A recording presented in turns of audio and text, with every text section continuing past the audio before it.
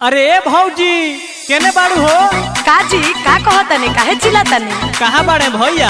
अरे का काम बा? वहाँ का बाजार गई बनी, बोली का कहतनी? अरे जान तरु ग्राम पंचायत राज जजौली 9 से राजेंद्र प्रसाद यादव जी मुखिया से खाड़ बानी। अच्छा राजेंद्र प्रसाद यादव।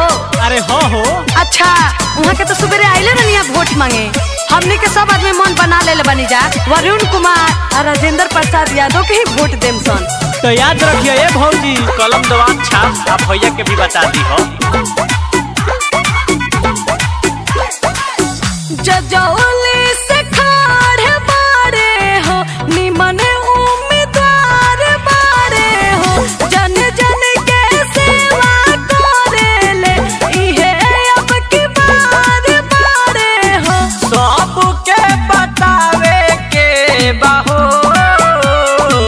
ए हो भैया राजेंद्र प्रसाद यादव के जितावे के बाटे मुखिया बनावे के बाटे कलम दो बटन दबावे के बाटे विजयी बनावे के बाटे। जी हाँ, ग्राम पंचायत राज जजौली 9 से मुखिया प्रत्याशी राजेंद्र प्रसाद यादव जिनकर चुनाव चिन्ह कलम दवात छाप। तो याद रखी कलम दवात छाप क्रमांक संख्या 3। ए भैया ए भाभी भुलाए के नहीं क्या आपकी बात अरुण कुमार राजेंद्र प्रसाद यादव के दुखियन गरीबवन के इहे मददगार हो सब काल नीमन बाटे इनकर विचार हो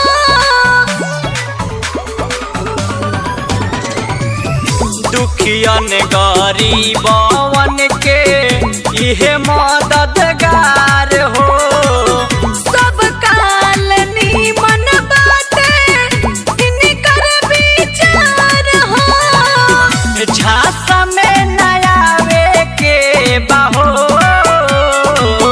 ए हो चाचा वरुण कुमार के जीतावे के बाटे मुखिया बनावे के बाटे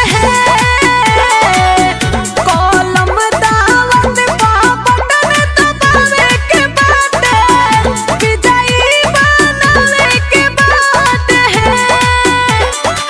ए भैया ए भाभी ध्यान देवे के बा अपन राजेंद्र प्रसाद यादव आर्मी से रिजाइन लेके जनता के सेवा करे खातिर मुखिया में खड़ा भइल बनी जिनकर चुनाव चिन्ह मिलल बा कलम दवात छाप। तो मौका गंवावे के नहीं खे अपना राजेंद्र प्रसाद यादव के चुनाव चिन्ह कलम दवात छाप क्रमांक संख्या 3। रोड बिजली पानी सब बस करवाई है क्षेत्र में अपना विकास करवाई है